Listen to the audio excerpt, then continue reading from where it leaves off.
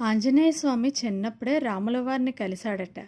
కలవడమే కాకుండా ఇద్దరూ కలిసి చాలా కాలం ఆడుకున్నారట. ఈ విషయం మీకు తెలుసా? హనుమ ఒకరోజు ఆడుకుంటూ ఇంటి నుండి దూరంగా కిష్కింధ అడవుల్లోకి వెళ్ళిపోయాడు. అదే సమయంలో రాముడు ఆడుకోవడానికని ఒక కోతి కావాలి అని అల్లరి చేశాడు. దాంతో దశరథ మహారాజు రాజ్యంలో ఉన్న సైనికులను అడవిలోకి పంపిస్తాడు.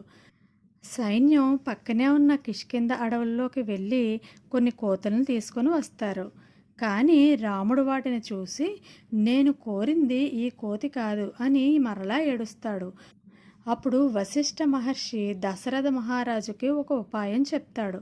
వశిష్ఠుడు చెప్పిన ఉపాయం ప్రకారంగా దశరథ మహారాజు సుమంత్రుడిని అడవికి పంపిస్తాడు. సుమంత్రుడు రథం తోలుతూ జై శ్రీరామ్ అంటూ కిష్కింధ అడవుల్లో తిరుగుతూ ఉంటాడు. ఆ రామనామం విన్న వెంటనే ఆంజనేయుడు సుమంత్రుడి దగ్గరికి వెళ్ళి రథం మీదకి వెళ్ళి కూర్చుంటాడు. వెంటనే సుమంత్రుడు హనుమని తీసుకొని అయోధ్యకు వచ్చేస్తాడు. అప్పుడు హనుమంతుడు రాముడు ఇద్దరూ ఒకరిని ఒకరు చూసుకొని ఎంతో సంతోషంగా ఆడుకోవడం మొదలు పెడతారు.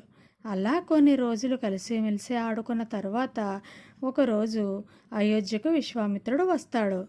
విశ్వామిత్రుడు వచ్చి రాక్షసి అయిన తాటిక సంహారం కోసం, అలాగే వారు తలపెట్టిన యాగం సజావుగా జరగడం కోసం శ్రీరాముడిని వెంట తీసుకొని వెళ్ళిపోతారు. అప్పుడే హనుమంతుడు కూడా తన ఇంటికి వెళ్ళిపోతాడు. అలా చిన్నప్పుడే విడిపోయిన రాముడు హనుమంతుడు సీతాన్వేషణ సమయంలో మరలా కలుస్తారు.